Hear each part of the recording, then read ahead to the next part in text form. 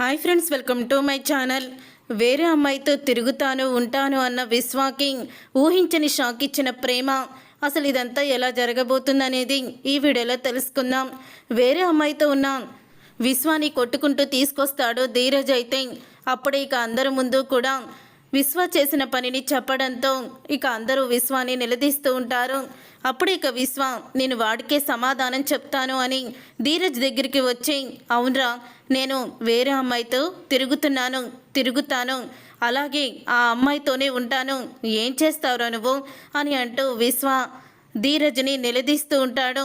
విశ్వ చెప్పిన సమాధానం విని రామరాజు, చందు అందరూ కూడా కోపంతో రగిలిపోతూ ఉంటారు.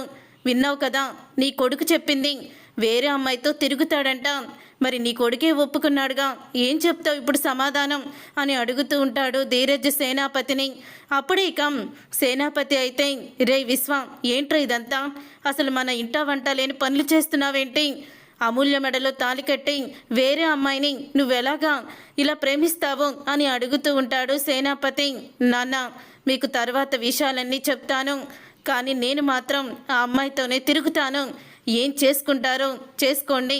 ఏంటే, ఏం చేస్తావు? వేరే అమ్మాయితో తిరిగితే నువ్వేమీ చేయలేవు, మూసుకొని ఏడవడం తప్ప ఇంట్లో కూర్చొని పద లోపలికి అని అమూల్యని చెయ్యి పట్టుకొని లోపలికైతే తీసుకువెళ్ళిపోతూ ఉంటాడు విశ్వ. అప్పుడే ఇక రామరాజు ఇక చాలా బాధపడుతూ ఉంటాడు అమూల్యని చూసి. ఇక లోపలికైతే వస్తాడు రామరాజు.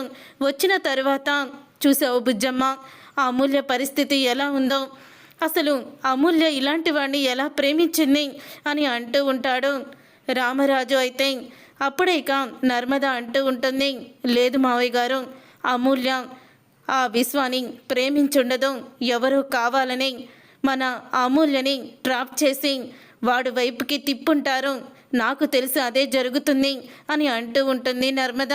ఆ మాట విని ఇక ఒక్కసారే వల్లి అయితే షాక్ అయిపోతూ ఉంటుంది. ఇదేంటి సడన్గా నర్మద మ్యాటర్ ఇటువైపుకి తిప్పేసింది అని అంటూ ఉంటుంది.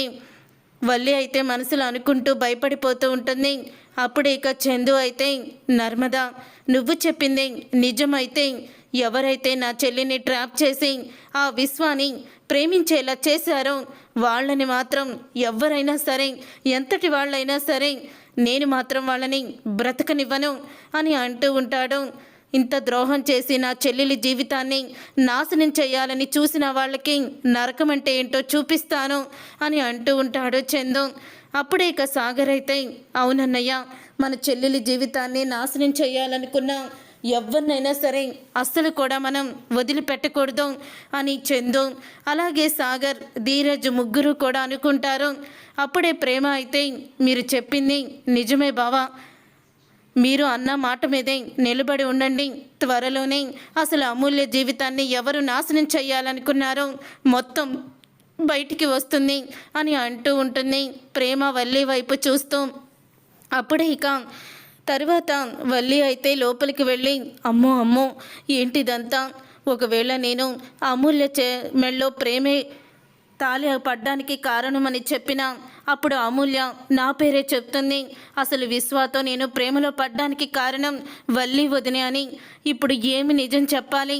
ఇప్పుడు నిజం తెలిస్తే అసలు మా ఆయన ఏంటి అంతలా కోప్పడుతున్నారు, నేనేనని తెలిస్తే నన్ను ఏం చేస్తారో అని వల్లి అయితే భయపడిపోతూ ఉంటుంది. తర్వాత ఇక విశ్వాని నిలదీస్తూ ఉంటుంది భద్రావతి.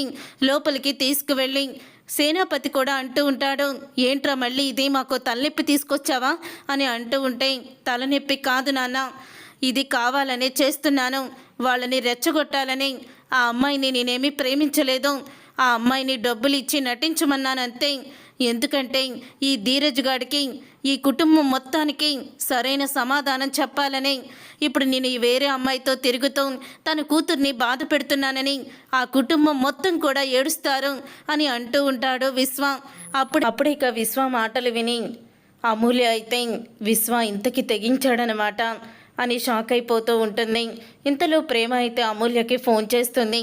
అమూల్యకి ఫోన్ చేసి అడుగుతూ ఉంటుంది, ఎందుకు విశ్వ అలా ప్రవర్తిస్తున్నాడు అని అడుగుతూ ఉంటే, వదిన, విశ్వ చాలా ప్లాన్ మీదే ఉన్నాడు, ఇప్పుడు తను వేరే అమ్మాయితో తిరుగుతున్నాడని తెలిస్తే మా కుటుంబం మొత్తం బాధపడుతుందని, అందరూ కూడా మనశ్శాంతిగా ఉండరని ప్లాన్ చేశాడు అని అంటూ ఉంటే ఆ మాట విని షాక్ అయిపోతూ ఉంటుంది ప్రేమ. అయితే అసలు వీడికి ఎలా బుద్ధి చెప్పాలో నేను అలాగే బుద్ధి చెప్తాను, చూస్తూ ఉండు, నేను చెప్పినట్టు చెయ్యి అమూల్య అని అంటూ ఉంటుంది ప్రేమ.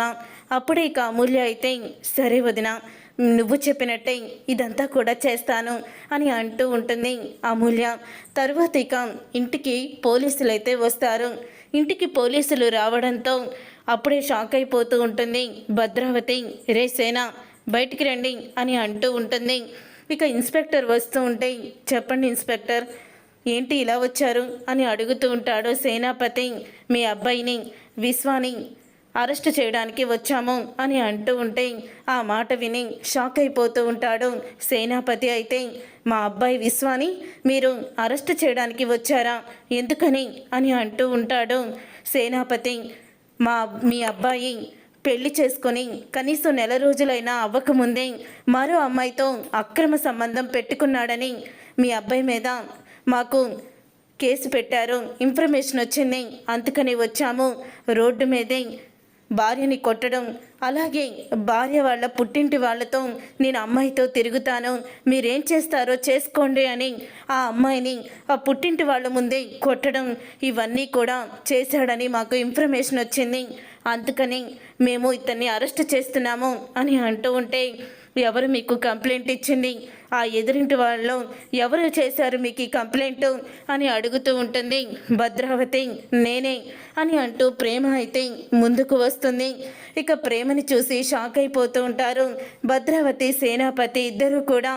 ఏంటి నువ్వు ఇంటి పరువు తీసింది సరిపోలేదా, ఇలా కూడా పరువు తీయాలని చూస్తున్నావా అని అడుగుతూ ఉంటాడు సేనాపతి.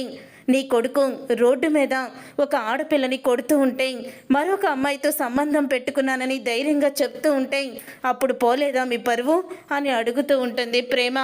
ఇక ప్రేమ అడిగిన మాటలకి సమాధానం చెప్పలేకపోతాడు సేనాపతి. అయితే ఏమ్మా ఇట్రా నువ్వు అని అంటూ ఉంటాడు అమూల్యని. ఇన్స్పెక్టర్ అయితే చూడమ్మా, నీ భర్త నిన్ను రోడ్డు మీద కొట్టాడా అని అడుగుతూ ఉంటే అప్పుడే ఇక అమూల్య అయితే అలా చూస్తూ ఉండిపోతుంది.